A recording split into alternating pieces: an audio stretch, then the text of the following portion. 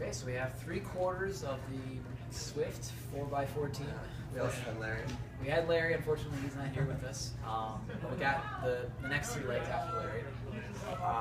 So originally, you guys weren't supposed to be in the fast heat, right? You were supposed to be the top seed in the second heat. Is that right? Yeah. So when you found out you're getting bumped up, what was the reaction? If I can run fast.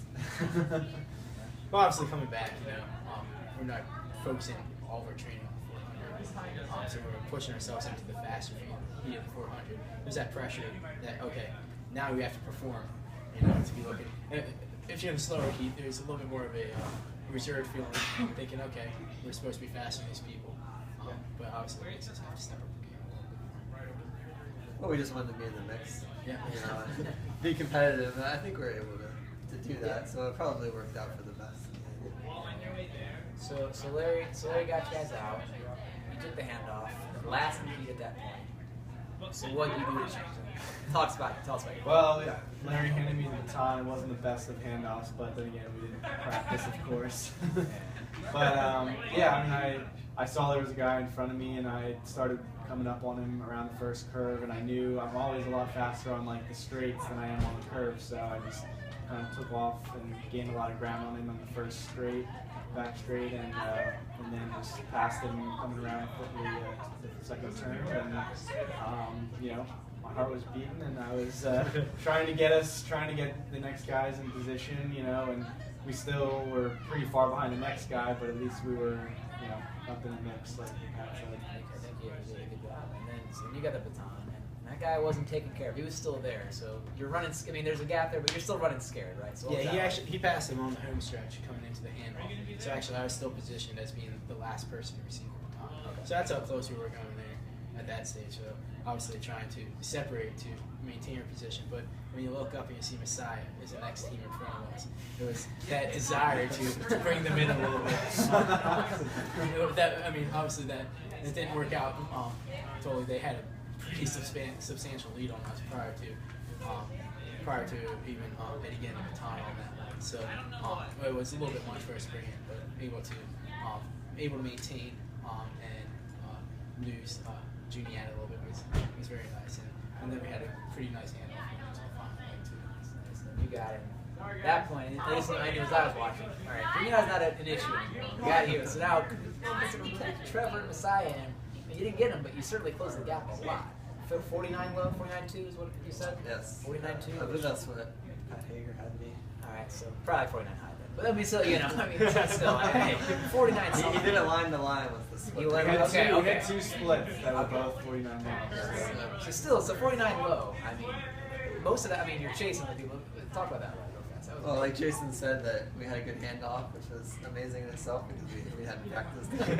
So that got me to a good start, and Jason kept the lead over the Juniata guy, which was good. So we didn't have to really worry about that as much. And I saw Trevor in front of me. I knew that he had already run 2 races today, so I thought, you smelled blood in the water. I did, yeah. As he said afterwards, he said he felt the lasers on him as he was running. So I guess he was running a little scared of the S.W.I.F.T team. Yeah. It's the alumni and current student rivalry we have going on. But as Jason said, the gap was just a little too much today. But it was a great day to run a 400. This is great times out there. It was a lot of fun to just get out there and compete with them and ship out and have a chance to mix them up a little bit. So you guys are now here. We're all alumni. So coming back and racing Messiah obviously has got to be a unique and special experience. So what is it like, I guess, for you as an alumni to come back and race for S.W.I.F.T at Messiah?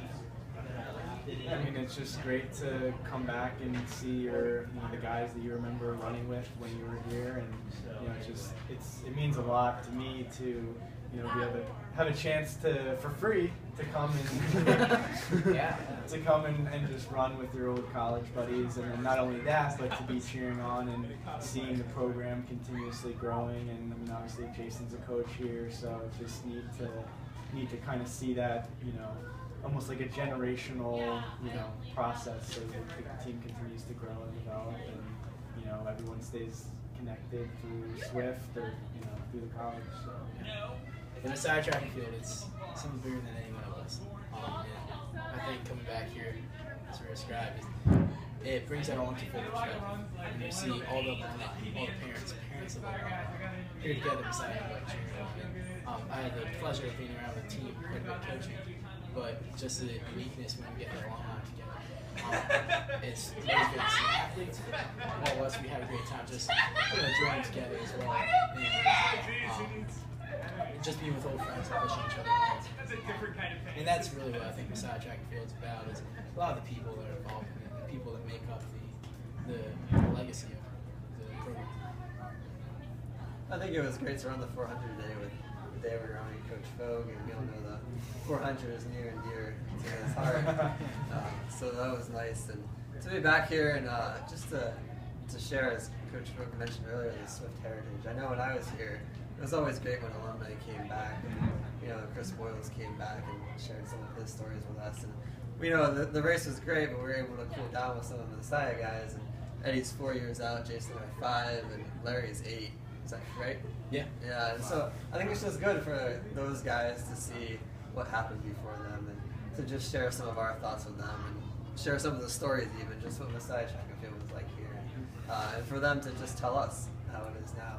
I think it's good to keep those lines open because it's what makes the Messiah Track and Field what it is. And so it's always a special time to do it, especially on a beautiful day like today. Just come out here and have a fellowship with parents and alumni and parents of alumni and all 175 people that we have here. And I think that's really a testament to all the coaches that have come here and Coach Fogue with the culture that he's created. And it's provided a culture to have S.W.I.F.T around. So I think it's a good motivation for everybody.